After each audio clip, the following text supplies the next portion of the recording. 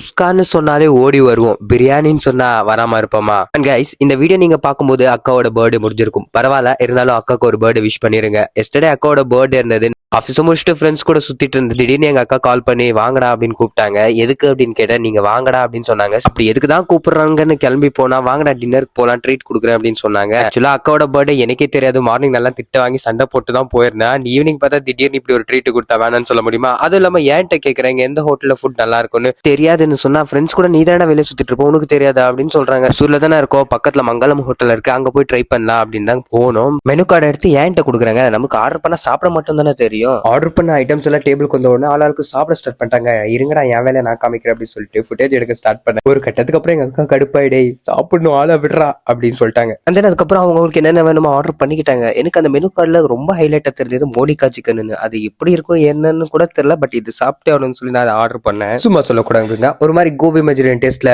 Monica அப்படின்னு சொல்ற மாதிரி தான் இருந்தது. சிக்கன் கிரேவி, மட்டன் கிரேவி, போட்டி ஃப்ரை, நான் ரோட்டி, லாலிபாப் சிக்கன் இதெல்லாம் சாப்பிட்றதுக்கு டேஸ்ட் நல்லாவே இருந்தது. பட் பிரியாணியில கொஞ்சம் சொதப்பிட்டாங்கன்னே சொல்லலாம். பொதுவாகவே பசங்க ஒரு புது இடத்துக்கு போனா ரொம்ப பணிவு. சோ அப்படி நம்ம ஃப்ரெண்டு கிட்ட சாப்பிடும்போது என்ன சாப்பிடுறீங்கன்னு கேட்கும்போது ஒரு டீ கிடைச்சா போதுன்னு ரொம்ப பணிவா சொன்னாரு. அண்ட் கையில இருந்த லாலிபாப்பை நாங்க சாப்பிட்டு பாப்பா கிட்ட எடுத்துட்டு போய் கொடுக்கும்போது அவளோட மைண்ட் வைஸ் என்ன இருக்கும், நீங்க எல்லாம் நல்லாவே இருக்க மாட்டீங்கடா அப்படின்ற மாதிரி தான் இருந்திருக்கும். ஃபைனலா சாப்பிட்டு முடிச்சுட்டு வீட்டுக்கு கிளம்பி வந்து அக்காக்கு கேக் கட் பண்ணி விஷ் பண்ணி, அண்ட் அப்கமிங்ல நீ வச்சிருக்க பிளான்ஸ் எல்லாம் சக்சஸ் ஆகட்டும்னு நான் பிளஸ் பண்றேன். அண்ட் கமெண்ட் செக்ஷன்ல நீங்களும் பிளஸ் பண்ணுங்க. And take care, love you. And எங்க இருந்து வீடியோ பார்த்துட்டு இருக்கீங்கன்னு சொல்லி கமெண்ட் செக்ஷன்ல சொல்லுங்க.